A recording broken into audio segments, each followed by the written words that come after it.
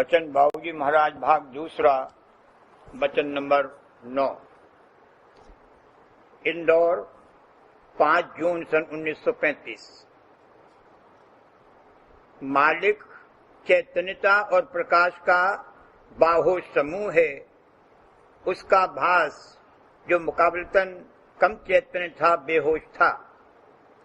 जब कमी चैतन्य की वजह से भास समूह की तरफ न खिंच सका, खिठक गया और मंडल बन गया।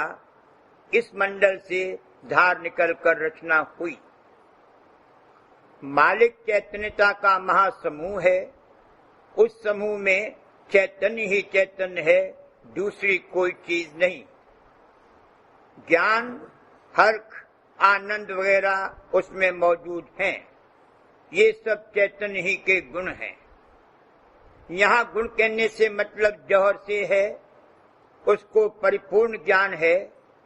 परिपूर्ण की डेफिनेशन, परिभाषा या तारीफ ये है कि मसलन दृष्टि का वो ज्ञान परिपूर्ण है जिसमें दृष्टि, दृष्टा और दृश्य एक हो जावे, यानी दृष्टि दृष्टि को देखती हो। मालिक प्रकाश का भी बड़ा भारी समूह है, लेकिन वो ऐसा प्रकाश है कि उसको कोई देख नहीं सकता। दूसरे के लिए वो अदृश्य है।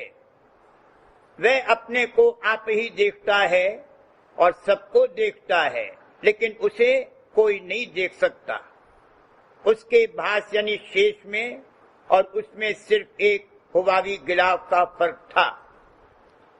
उस भास में भी बड़ी भारी चैतन्यता थी, लेकिन उस समूह मुतलक की निस्बत कम, खफीफ सा फर्क था, जितना कि पानी और पानी के बुलबुले में, बल्कि इससे भी कम। मगर समूह बाहोश और भास बेहोश था, क्योंकि समूह के बराबर चैतन्यता होती तो उस घाट पर होश हो सकता था। लेकिन कमी इतनी खफीफ थी, समूह की निकटता व समीपता और दर्शन मात्र से ही वो भास खिंचा और उसमें तद्रूप होकर बाहोश हो गया। कोई और प्रोसेस अंडरगो, अमल या जतन करने की जरूरत नहीं थी। जैसे किसी दीपक की बत्ती जो नहीं जल रही है, जलते हुए दीपक की बत्ती को स्पर्श करते ही खुद भी रोशन हो जाती है। सिर्फ लेसने की जरूरत है। सब भास यानी शेष अंतर्मुख समूह की तरफ खिंचा हुआ और खिंच खिंच कर उससे तद्रूप होता जा रहा था। इससे ये नहीं समझना चाहिए कि समूह या पुरुष कोशिश या इरादे से खींचने की क्रिया कर रहा था। क्षमा परवाने को अपनी ओर खींचने की कोशिश नहीं करती, बल्कि परवाना क्षमा की तरफ अपने आप खिंचता है और खींचने को बेताब रहता है। सब भास की दौड़ अंतर्मुख समूह की जानिब थी और वो खिंच खिंच कर उससे तद्रूप हो रहा था। लेकिन तद्रूप होने से ये नहीं समझना चाहिए कि समूह में कोई इजाफा हो गया या उसमें कोई चीज बढ़ गई।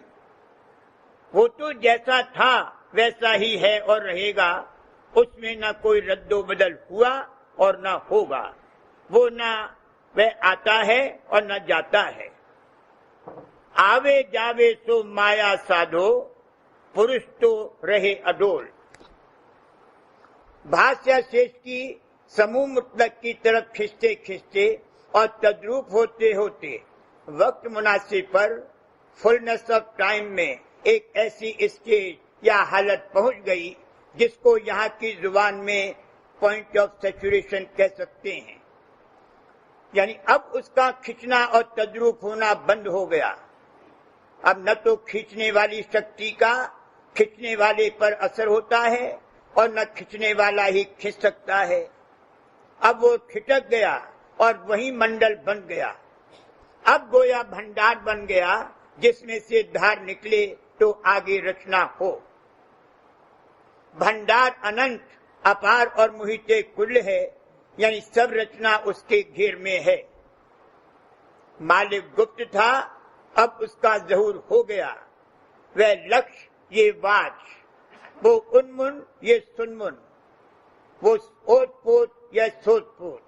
लिहाजा रचना के 3 दर्जे हैं।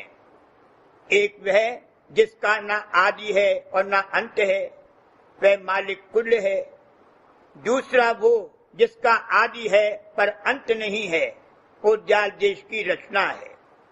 तीसरा वो जिसका आदि भी है और अंत भी है, ये ब्रह्मांड और पिंड की रचना है। ऊपर जो 2 फिक्रे वक्त मुनासिब यानी फुलनेस ऑफ टाइम और पॉइंट ऑफ सैचुरेशन इस्तेमाल किए गए हैं, उनकी तशरीह की जरूरत है। जमीन से पानी के जर्रे भाप की शक्ल में उठ उठकर हवा में जाते हैं और बादल बनते जाते हैं, लेकिन होते होते एक ऐसी हालत पैदा हो जाती है कि और जर्रे न हवा में समा सकते हैं और न वह भाप बन सकते हैं।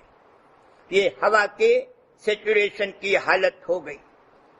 ये सिर्फ एक एनोलॉजी यानी तशबीह और दृष्टांत है, वरना जिन कानूनों और कायदों के असर से ये हालत यहाँ पैदा हुई वे कुछ और है, और जिन कानूनों और कायदों से वहाँ सैचुरेशन की हालत पैदा हुई वे कुछ और ही है। इसी तरह फुलनेस ऑफ टाइम वक्त मुनासिब की मिसाल यहाँ पर ये है कि जैसे गर्भ की स्थिति हो गई, जब वक्त आवेगा बच्चा पैदा होगा। जिक्र आया है तो इस सिलसिले में कह दिया जाता है कि जो जन्म लेने वाला है उसकी सूरत सहजल कमल में रहती है। उस सूरत को वास्ते विविफाई यानी चेतन होने के एक समय तक ज्योति के सन्मुख रहना पड़ता है। जब एक खास दर्जे तक सूरत विविफाई हो जाती है तब उतरती है और तीसरे तिल पर आकर बैठती है, और जो ही तीसरे तिल पर आई कि श्वास शुरू हो जाता है। गर्भ में जो शरीर बन रहा है उसमें आने वाली सूरत का जो कि सहजल कमल में रहती है सिलसिला लगा रहता है, उसी से उसका पोषण होता है। अगर उस सिलसिले में गड़बड़ हो जाए या वह टूट जाए तो गर्भपात हो जाता है या बच्चा गर्भ में मर जाता है। अंडे की तरह वो सूरत उसको सेती है और जब समय आता है उसमें आ बैठती है, यानी वक्त मुनासिब पर फुलनेस ऑफ टाइम में बच्चा पैदा हो जाता है।